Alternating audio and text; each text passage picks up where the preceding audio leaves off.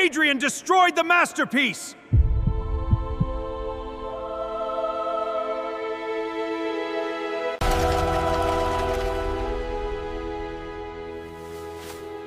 Adrian! This is not a tragedy. It is a revelation. The crack echoed through the restoration hall like a gunshot. Every brush stopped moving. Every breath froze. Then someone screamed, "No!" The museum director shoved through the crowd, his polished shoes slipping against marble dust as fragments of crimson lacquer rolled across the floor. At the center of the room, the museum's most valuable masterpiece, a 16th-century folding screen insured for $80 million, lay split into 3 jagged sections. A silence heavier than grief settled over the gallery. Then all eyes turned toward me. He was the last conservator assigned to it. The sentence came from Victor Hale, not shouted, simply spoken with perfect confidence. That made it far more dangerous. Victor stood beside the shattered masterpiece, one white glove still raised as though he had tried to save it. His face carried the exact amount of horror a witness should wear. Not too much, just enough. The board members followed his gaze toward me. I didn't move, didn't explain, didn't even look at the broken artwork. The director's voice trembled. "Adrian, tell me this isn't what it looks like." I met his eyes. "It looks expensive." Several curators gasped. Victor's expression almost cracked.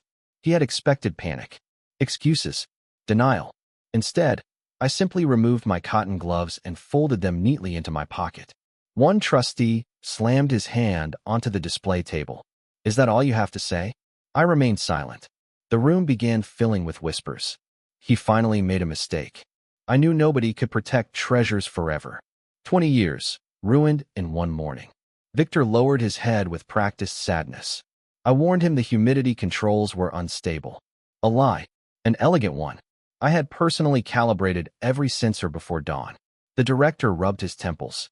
"We're suspending all restoration activity." Another trustee interrupted. "No." He looked directly at me. "Escort Mr. Rowan out of the building until the investigation concludes." Security hesitated. Everyone knew me. For 22 years, I had restored paintings no one else dared touch. I had saved canvases recovered from floods, icons blackened by cathedral fires, scrolls rescued from earthquakes. People trusted my hands more than machines. Until today, one disaster erased 22 years. Or so they believed. I quietly picked up my leather satchel. Victor stepped closer. "Adrian."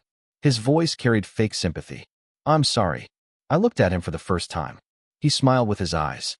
Only for a fraction of a second. Only long enough for me to see victory. He thought he'd won. I nodded politely. "So am I." He frowned. Not because of the words. Because I wasn't angry. Security walked beside me toward the main entrance. Hundreds of visitors watched. Some recorded videos. News alerts were already appearing on phones. Masterpiece destroyed. Star conservator under investigation. Career over? Outside, reporters gathered before I even reached the steps. "Mr. Rowan, did negligence destroy the painting? Were museum safety protocols ignored? Do you accept responsibility?" Flashes exploded around me. I said nothing. A microphone nearly touched my face. "Is your silence an admission of guilt?" I simply walked past. Behind the museum's glass entrance, Victor watched me leave. He looked relieved. That relieved expression told me something important. He believed every trace had disappeared. He never understood what conservators actually do. We don't merely preserve art. We document every molecule that touches it. Rain began falling before I reached my apartment.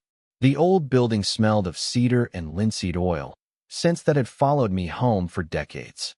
Inside my workshop, unfinished restorations rested beneath protective cloths. Paintings waiting for careful hands. Hands the world had just declared incompetent. I poured tea. Not whiskey.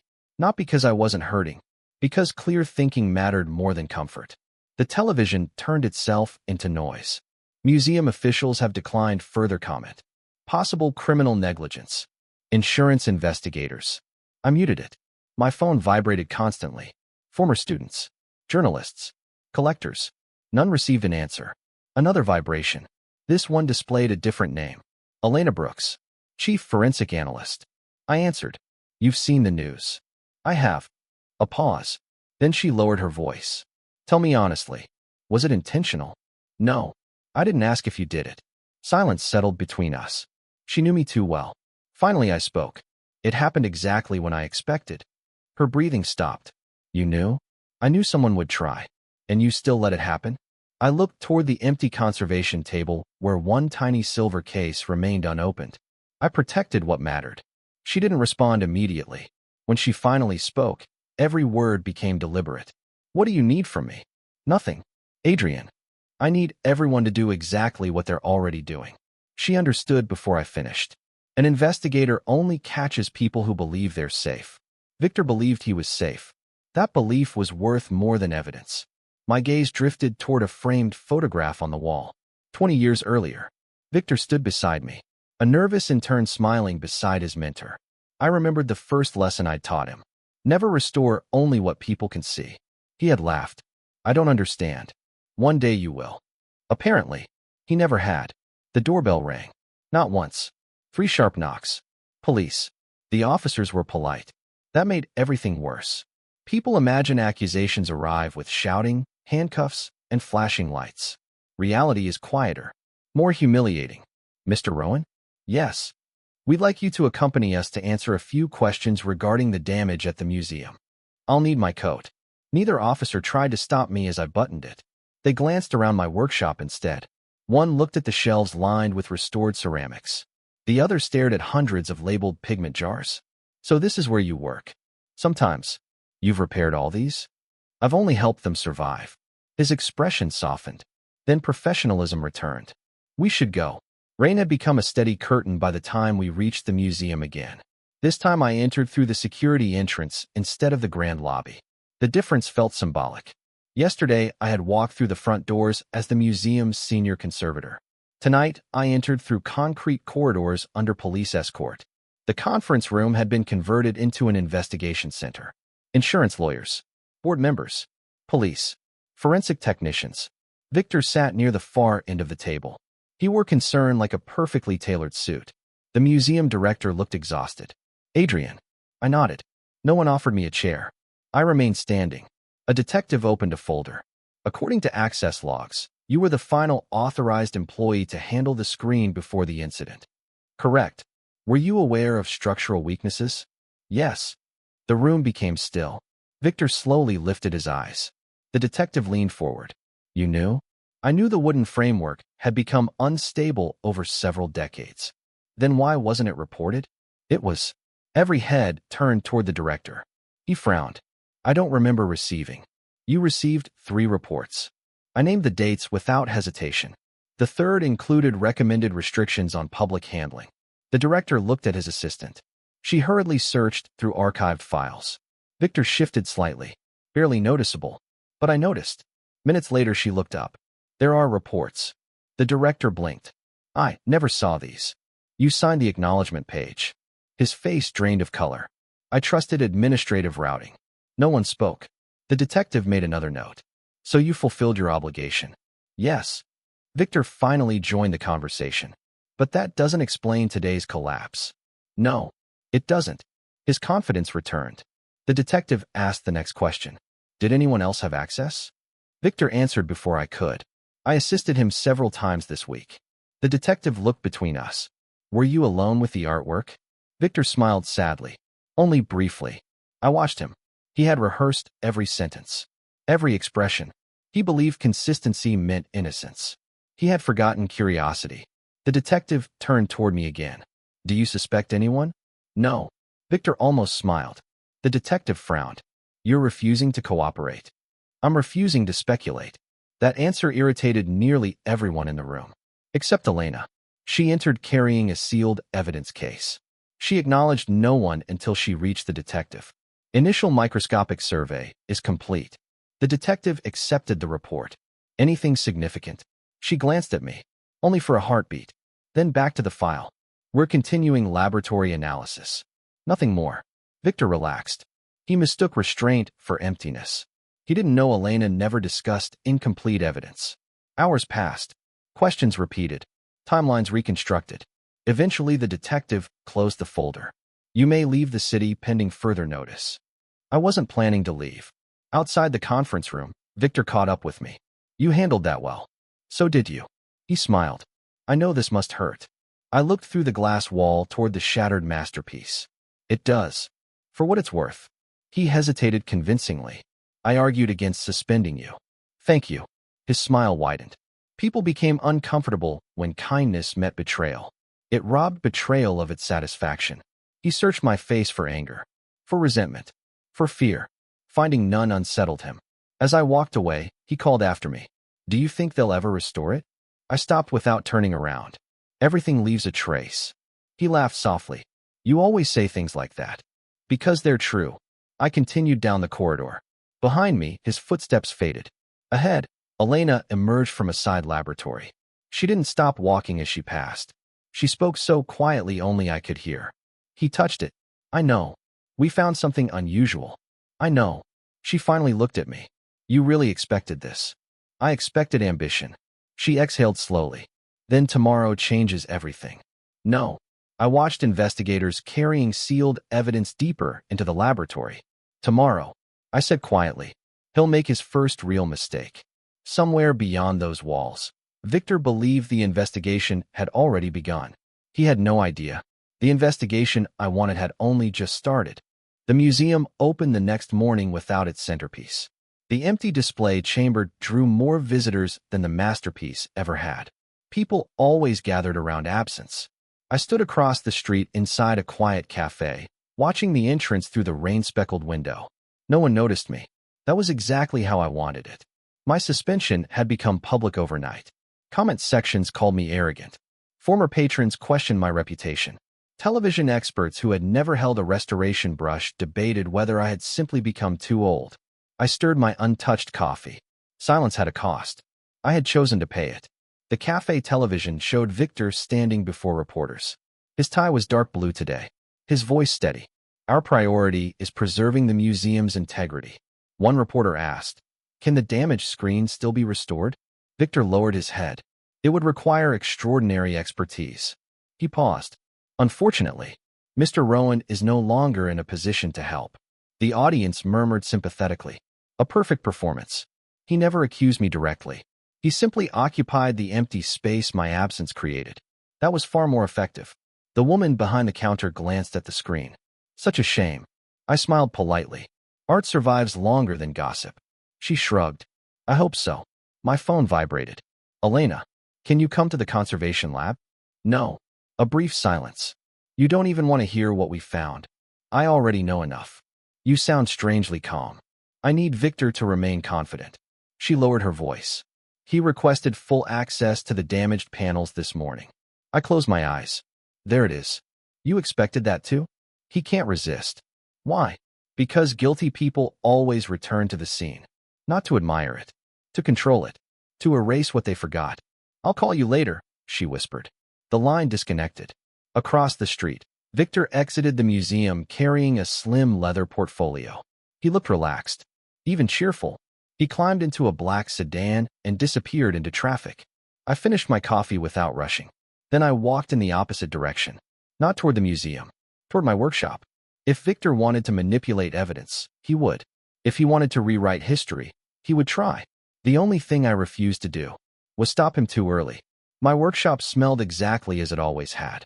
Linseed oil, old paper, beeswax, order. Every shelf remained untouched. Except one. A narrow cabinet built into the wall. I unlocked it with a brass key hanging beneath an ordinary paint rag.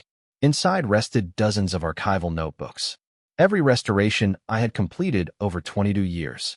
Measurements, pigment maps, fiber analysis, humidity records, invisible preservation techniques, and one sealed envelope marked with yesterday's date.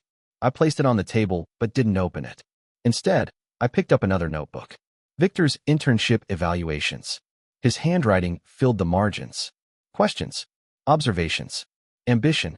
I remembered the young man who had once stayed overnight helping stabilize a smoke-damaged icon. Back then, he cared about saving history. Somewhere along the way, recognition had become more valuable than preservation. The doorbell rang. 3 gentle knocks. Not police this time. I opened the door to find Maya Chun, one of my former apprentices. She stood soaked from the rain, holding a cardboard box. They cleared your office. She looked furious. They said these belonged to you. Inside the box were brushes, magnifying lenses, reference books, 20 years of accumulated routine reduced to a cardboard container. Maya set it down carefully. They're replacing your name on the restoration wing. I nodded. I assumed they would. You don't even seem angry. I'm disappointed. That's different. Very. She folded her arms. I don't understand how you can just watch. I picked up one of my oldest sable brushes. The handle had been repaired 3 separate times. Do you know why this brush still works? She blinked. No. Because every repair respected its original shape. She frowned. I'm talking about your career. So am I. She stared at me. Then realization slowly crossed her face. You've already done something. I smiled faintly. I've already done everything that matters. She leaned closer. Tell me. I can't.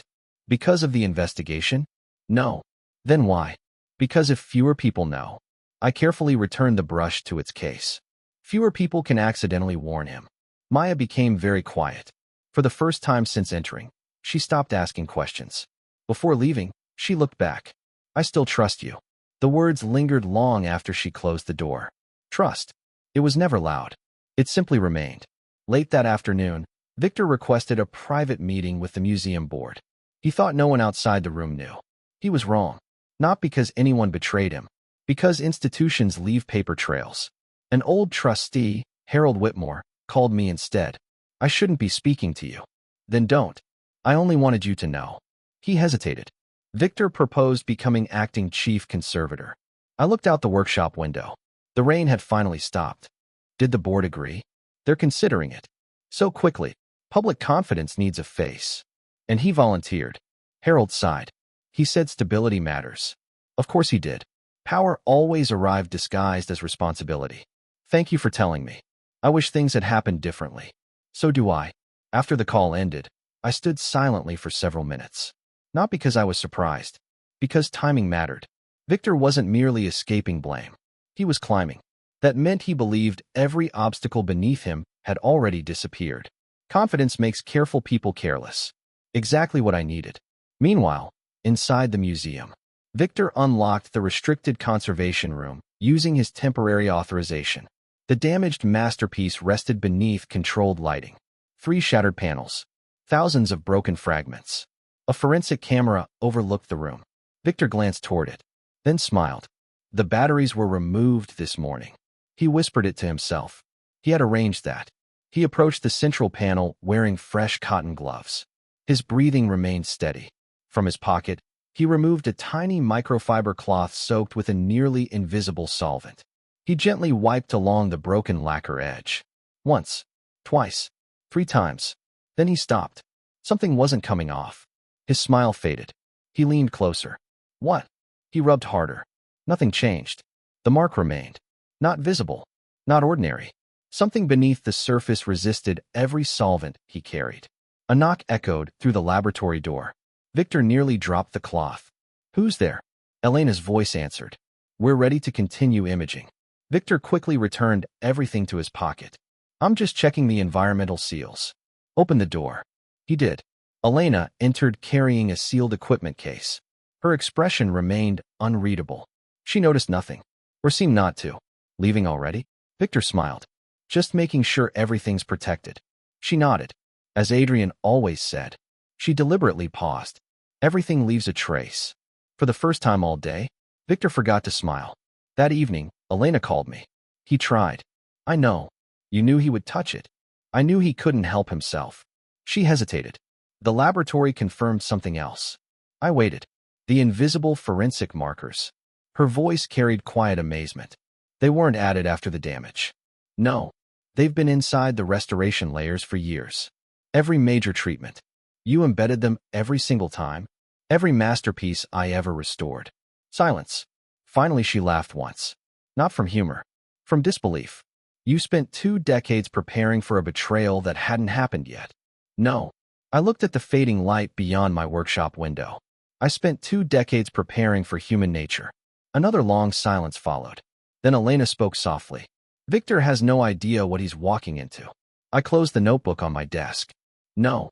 He still thinks the painting is the evidence. Outside, evening settled over the city. Inside the forensic laboratory, Technicians began processing samples that Victor himself had unknowingly strengthened. He believed he had erased his fingerprints from history. Instead, he had just written his confession. The first headline appeared at 8:12 the next morning. Museum appoints acting chief conservator during ongoing investigation. Victor's photograph filled the front page. His expression was solemn, responsible, victorious. I folded the newspaper and placed it beside my untouched breakfast. Power had changed hands faster than even I expected. That wasn't a mistake. It was an opportunity. My phone rang before I finished my tea. Harold Whitmore. They voted unanimously. I assumed they would. You sound relieved. I am. A long silence. Adrian, are you planning something? No. You've always hated politics. I still do. Then why aren't you fighting? I looked at the row of restored paintings hanging in my workshop. Because fighting would warn him. Instead, I asked, has Victor requested any changes? Harold hesitated. How did you know? He has. He ordered a complete review of the conservation archives. I smiled faintly. Did he? He said old methods need modernization. Of course he did. He wasn't searching for improvement. He was searching for risk. For anything I might have left behind. The irony almost made me laugh. The one archive he needed had never belonged to the museum. Across town, Victor unlocked my former office. The brass nameplate had already been removed. Only 4 tiny screw holes remained in the wooden door. He stepped inside slowly. My bookshelves were empty. The cabinets had been cleared. The desk had been polished until it reflected the ceiling lights. Nothing remained. He frowned. Where is it? His assistant stood nervously near the doorway. Sir, the restoration journals. We searched. And they aren't museum property. Victor turned sharply. What do you mean? They were registered as Mr. Rowan's personal research. His jaw tightened. Every note. Yes. Every diagram. Yes. The treatment records? We only have the official summaries. Victor dismissed the assistant with a wave. As soon as the door closed, he walked to the window. The city stretched beneath him. For the first time since the incident. He looked uneasy. That afternoon, Elena arrived at my workshop carrying a sealed document case. She placed it on the table. You should read this. I'd rather hear it. She nodded. The solvent recovered from the damaged panel. And it contains a synthetic compound unavailable when the artwork was originally restored. I remained silent. She continued. The same compound was found. She paused deliberately. Inside fibers collected from Victor's laboratory gloves. I nodded once. As expected. She stared at me. Do you ever get surprised? Every day. Then why aren't you surprised now? Because evidence follows behavior. She opened the case. Photographs covered the table. Microscopic images. Chemical reports. Fiber maps. Each one connected another invisible thread. We still don't have enough for a criminal charge. I know. But we have enough to question him. Don't. Elena looked up. What? Not yet. Her frustration surfaced for the first time. Adrian, he's tampering with evidence. I know. He could destroy everything. No. I pointed to one photograph. Look closer. She leaned in. The image showed tiny fluorescent particles embedded beneath the lacquer surface. What am I seeing? The marker isn't on the painting. She frowned. It's inside it. Exactly. She slowly understood. He can't remove it. No matter how many times he tries. Her shoulders relaxed. Then she smiled. That's cruel. No. It's permanent. Late that evening, Victor entered his private office and locked the door. He removed a flash drive from his briefcase. Inside were copied conservation records, humidity reports, security schedules, maintenance logs. He searched every file. Nothing. No mention of forensic markers. No special coatings. No hidden documentation. He rubbed his forehead. Think. He replayed every conversation we'd ever had. Every lesson. Every correction. Every criticism. Then one memory surfaced. Never assume a restoration ends when the paint dries. At the time, he thought I was speaking philosophically. Now, he wasn't so sure. He opened another cabinet. Inside lay dozens of old photographs taken during restoration projects. He spread them across his desk. Something bothered him. Every completed restoration had one image taken under ultraviolet light. At the time, he'd assumed it was routine documentation. Now the pattern looked different. Much different. His pulse quickened. What did you do? The museum announced a public symposium 3 days later. Officially, It was intended to reassure donors. Unofficially, it was Victor's coronation. Experts from around the country accepted invitations. Collectors, journalists, art historians. The board hoped visibility would restore confidence. Instead, it created witnesses. Exactly what the truth needed. Harold called again. They're expecting you to attend. I'm not invited. You don't need an invitation. I do. Adrian. I'll come if someone asks. He sighed. You always were stubborn. No. I looked toward the sealed envelope still resting inside my cabinet. I simply understand timing. That same afternoon, Maya rushed into my workshop without knocking. Her breathing was uneven. You need to see this. She handed me her phone. A museum employee had anonymously uploaded security footage online. The clip lasted only 12 seconds. It showed Victor entering the conservation wing alone after closing time. Comments flooded beneath the video. Why was he there? Didn't he say the area was sealed? Something feels wrong. Maya looked hopeful. This changes everything. No, it doesn't. People already believe what they want. But this makes him suspicious. Suspicion isn't truth. She frowned. So what are you waiting for? I handed the phone back. For certainty. The next morning, Elena invited Victor into the forensic laboratory. He arrived carrying confidence, carefully stitched over growing anxiety. You wanted to see me? Yes. She placed several photographs on the table. We've completed another round of imaging. He forced a smile. Excellent. She slid the first image toward him. Fluorescent patterns glowed beneath microscopic layers of paint. Victor stared. What exactly am I looking at? A preservation signature. His heartbeat quickened. I've never heard of it. I know. She watched him carefully. Very few people have. He kept his expression neutral. So, she leaned back. Can you explain why those signatures appear disturbed only in the exact area where the panel failed? A single bead of sweat formed near his temple.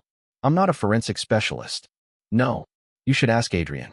The room became perfectly still. Victor answered too quickly. He probably won't cooperate.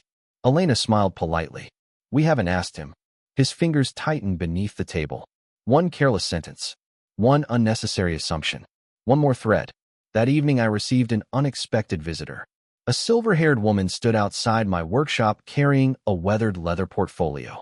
I recognized her immediately.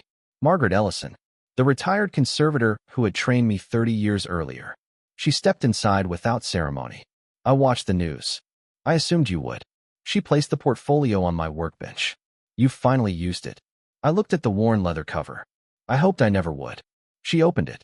Inside were faded photographs. Old research papers. Chemical formulas written in her own hand. The earliest prototype of the invisible forensic preservation method. I told you one day someone would betray the work. You did. And you improved the system. I had time. She looked directly into my eyes. They're going to ask who invented it. I'll tell them. No. She shook her head. You'll show them. Before leaving, she rested a hand on my shoulder. They think you've been silent because you've lost. She smiled gently. They've mistaken patience for surrender. As the door closed behind her, I looked once more at the sealed envelope dated the day before the masterpiece was destroyed. Inside it lay the final piece of a puzzle no one, not even Victor, knew existed. And for the first time since the screen had shattered, I realized the ending was no longer in my hands. It was already moving toward him. The museum auditorium reached capacity an hour before the symposium began. Collectors occupied the front rows. Historians whispered over printed programs. Television crews adjusted lights beneath the vaulted ceiling. Every major newspaper had sent a reporter. The museum called it a discussion on conservation ethics. In reality, it was a performance. Victor intended to prove the institution could move forward without me. I arrived 15 minutes before the opening address. No announcement accompanied my entrance. No one welcomed me. Conversations simply slowed. Some people recognized me immediately. Others looked twice, surprised that I would show my face after weeks of public humiliation. Maya waited near the back. You came. I was invited. She blinked. By who? Before I could answer, Harold Whitmore approached. He extended a hand without hesitation. Thank you for accepting. Around us, several trustees exchanged uneasy glances. Harold ignored them. I've added one final presentation to today's schedule. Victor, standing near the stage, noticed us. His confident smile disappeared for a fraction of a second. Then it returned. He walked over calmly. Adrian. Victor. I didn't expect to see you. I was invited. His eyes shifted briefly toward Harold. I hope today gives everyone some closure. I believe it will. Our conversation ended there. Neither of us offered another word. But something had changed. For the first time, Victor no longer looked victorious. He looked cautious. The symposium began exactly at 10. The museum director welcomed the audience. He spoke about history, responsibility, public trust. None of it reached the room. Everyone was waiting for only one thing. Victor. He stepped onto the stage to warm applause. His presentation was polished, elegant. He spoke passionately about preserving cultural heritage, about transparency, about rebuilding confidence. He even thanked the investigation team for their professionalism. The audience nodded. Journalists typed furiously. Then he reached the final slide. The future of conservation, he said, depends on accountability. He paused dramatically. We cannot allow even legendary reputations to stand above evidence. The room became still. He hadn't spoken my name. He didn't need to. Every eye turned toward me. I remained seated, expressionless. Victor continued. Our profession demands integrity. Applause echoed again. He smiled modestly. The museum director returned to the podium. Before concluding today's symposium, he glanced toward Harold. We have one additional presentation. Victor's expression froze. Harold stood. I would like to invite Mr. Adrian Rowan to address the audience. Silence. Absolute silence. Dozens of cameras swung toward me. I stood slowly. No dramatic gestures. No visible anger. Only quiet footsteps across polished wood. Victor stepped aside as I reached the podium. For a brief moment we stood shoulder to shoulder. He whispered without moving his lips. What exactly are you planning? I answered just as quietly. Nothing. Then I faced the audience. I won't speak about guilt. The room leaned forward. I won't defend my career. Another pause. I won't accuse anyone. Victor relaxed slightly. Instead, I lifted a small sealed envelope. The same envelope that had rested in my workshop since the day before the masterpiece shattered. I only wished to explain one conservation principle. I removed a single document. It bore an official timestamp, certified by an independent legal office, dated 24 hours before the incident. I have always believed restoration should protect artwork from more than time. The first slide appeared behind me, an ultraviolet image of the masterpiece, taken 6 years earlier. Thousands of tiny fluorescent patterns shimmered beneath the paint. Gasps spread across the auditorium. I continued. Every major restoration I completed during the past 22 years included permanent forensic identifiers. Victor's face lost all color. He stood perfectly still. Too still. Someone innocent would have looked confused. Victor looked frightened. I didn't need to point it out. The audience saw it themselves. I displayed another image. Then another. Different masterpieces. Different years. Identical hidden preservation signatures. I documented this methodology privately long before the incident. I held up the legal certification. The timestamp confirms these records existed before any accusation against me. A journalist stood. Mr. Rowan, are you saying someone tampered with the painting after restoration? I am saying. I met Victor's eyes for the first time that day. The artwork remembers every hand that touches it. Elena entered through the side doors carrying a sealed forensic case. She hadn't been scheduled to speak. Neither had the investigation team. That changed the atmosphere instantly. The museum director looked confused. Harold simply nodded. He had known. Victor took one step backward. It was almost imperceptible, but cameras caught it. Elena placed the evidence case on the podium. With the board's permission, she looked toward the director. I'd like to present the completed laboratory findings. No one objected. She opened the case. Inside lay enlarged microscopic photographs, chemical analyses, fiber comparisons, high-resolution ultraviolet scans. She placed them on display one by one. Our laboratory identified synthetic cleaning solvent within the damaged fracture. A screen illuminated behind her. The compound could not have originated during the original restoration. Another slide appeared. It was introduced afterward. The audience murmured. Victor remained motionless. Elena continued. The same compound was recovered from fibers inside a pair of laboratory gloves. She paused. Those gloves were assigned to acting chief conservator Victor Hale. The room erupted. Reporters shouted over one another. Cameras flashed continuously. Victor finally found his voice. That's impossible. Elena didn't respond. Instead, she displayed another image.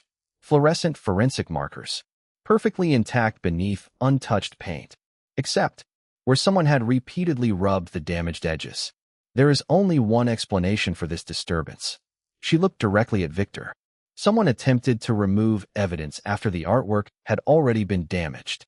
Victor shook his head violently. No. He pointed toward me. He planted this. For the first time since taking the stage. I spoke without emotion. The preservation markers were documented years before the incident. I handed Margaret Ellison's original research portfolio to Harold. He opened it carefully. The oldest documents were more than 30 years old. Every formula, every experiment, every signature, all predating Victor's employment at the museum. Harold's hands trembled. He looked at the board. It's authentic. The museum director slowly sat down. His strength seemed to leave him all at once. Victor looked around desperately. No one moved toward him. No one defended him. He searched the room for an ally. There wasn't one. The detective who had questioned me weeks earlier stepped onto the stage. Victor Hale. His voice was calm. We need you to come with us. Victor laughed once. A broken, hollow sound. You don't understand. No one answered. I only wanted. His words dissolved. I gave everything to this museum. Margaret spoke quietly from the front row. No. Everyone turned toward her. You wanted the museum to give everything to you. Victor's shoulders collapsed. Years of ambition, months of planning, weeks of deception, all reduced to one unbearable truth. He hadn't been defeated by me. He had been defeated by his own belief that he could erase the past. 2 officers approached. Victor didn't resist. As they escorted him toward the exit, he stopped beside me. His voice was barely audible. When did you know? I looked toward the shattered masterpiece displayed on the screen behind us. The day you stopped asking how to preserve history. I met his eyes and started asking how to own it. He lowered his head. Without another word, he walked away. The auditorium remained silent long after the doors closed behind him. No applause came. No celebration. Only the quiet weight of truth settling over everyone present.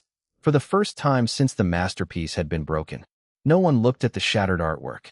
They were all looking at the man who had refused to let history be rewritten. The museum felt different after Victor's arrest. Not quieter, honester. For weeks, television vans had crowded the front entrance. Now they were gone. The marble steps were occupied once again by school children sketching sculptures and tourists studying maps instead of scandal. Inside, however, the silence carried another weight. Regret. The board convened an emergency meeting 3 days after the symposium. I had no intention of attending. At precisely 9 in the morning, Harold appeared at my workshop. He looked older than I remembered. Not physically. Emotionally. I owe you an apology. You don't owe me anything. I do. He remained standing. When everyone doubted you. I understand why. No. His voice hardened. I understood the evidence. I failed to understand the man. Neither of us spoke for several moments. Finally, he placed a sealed envelope on my workbench. The board voted unanimously. I didn't touch it. They've offered your position back. I looked at the envelope but made no move toward it. Harold noticed. You aren't even curious? I already know what's inside. They're also offering full authority over the conservation department. And a public ceremony. I smiled faintly. So they can repair their reputation. He lowered his eyes. Partly. And the other part. They genuinely want you back. I walked toward the window. Across the street, Maya was helping unload conservation equipment from a delivery truck. Young conservators laughed while carrying crates. Life continued. It always did. I won't return. Harold stared at me. What? I won't return. You've spent 22 years there. I know. They need you. They need better systems than they had before. He shook his head. No one can replace you. I don't want to be replaced. I turned back toward him. I want the museum to become the kind of place that doesn't collapse when one person leaves. Harold slowly sat down. For the first time since entering, he looked relieved instead of disappointed. I had a feeling you'd say that. He reached into his briefcase again. This is the second proposal. I opened the folder. Not reinstatement. Reform. An independent institute for conservation integrity. Completely separate from the museum. Responsible for forensic preservation standards, ethics training, and certification across the country. I read every page slowly. At the bottom, one line stood out. Director, Adrian Rowan. You planned this. Harold smiled. No. Margaret did. I couldn't help laughing. Of course she did. That afternoon I visited Margaret. Her small countryside home smelled of old books and jasmine tea. She poured 2 cups before I even sat down. You refused. I did. She nodded as though discussing tomorrow's weather. I expected that. You also expected the Institute. I hoped. She slid a wooden box across the table. Inside rested my first restoration brush. The handle was cracked. The bristles uneven. I hadn't seen it in decades. You kept this. You threw it away. I thought it was ruined. She smiled gently. So did you. I turned the brush over in my hands. Someone had repaired it carefully, patiently, almost invisibly. Margaret watched me. Do you know why I kept it? No. Because I wanted to remind myself that people who restore objects. She looked directly at me. Sometimes forget to restore themselves. For the first time since the investigation began, I felt tired. Not exhausted. Simply human. The anger I had never allowed myself to express finally dissolved into something quieter. Acceptance. The Institute for Conservation Integrity opened 6 months later. There were no grand ceremonies. No red carpet. No television interviews. Just a renovated brick building beside the river. Large windows. Bright studios. Laboratories designed for transparency instead of prestige. Every restoration process would be documented. Every treatment independently verified.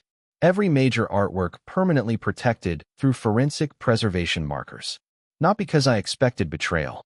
Because I no longer intended to leave integrity to trust alone. Maya became the Institute's youngest senior conservator.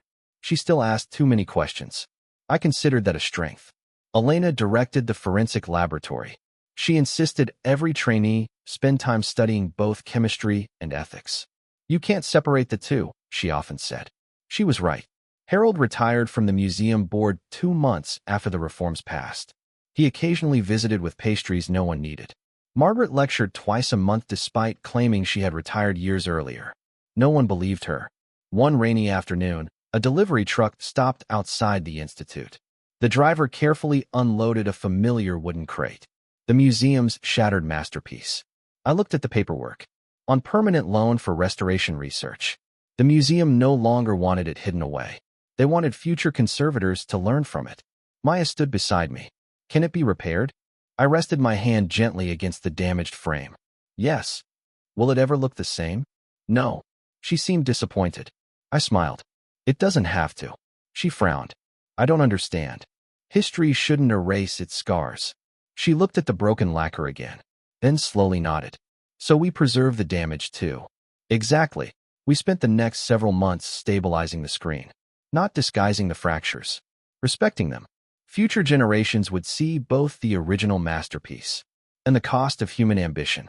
One evening, after everyone had gone home, I stood alone before the restored screen. The cracks remained visible beneath soft light. Beautiful in their honesty.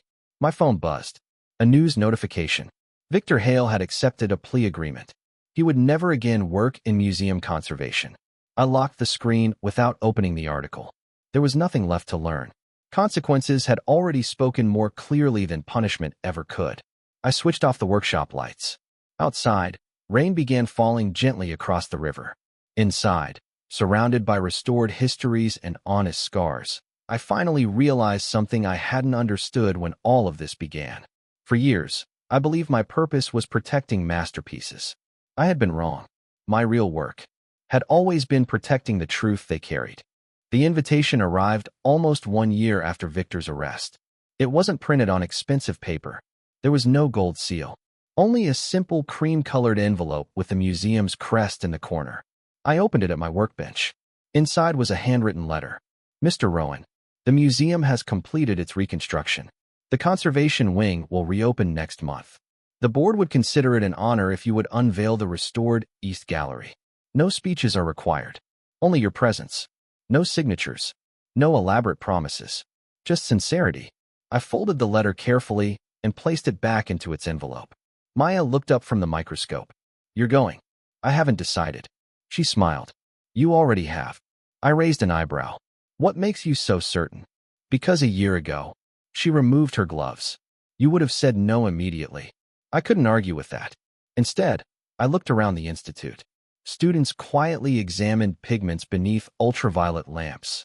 Elena discussed conservation ethics with visiting researchers. The laboratories were alive with careful curiosity. Everything I had hoped to build already existed without depending on me. Perhaps it was time to revisit the place I had left behind. The reopening ceremony drew far fewer reporters than the symposium. That pleased me. Museums should never become stages for scandal.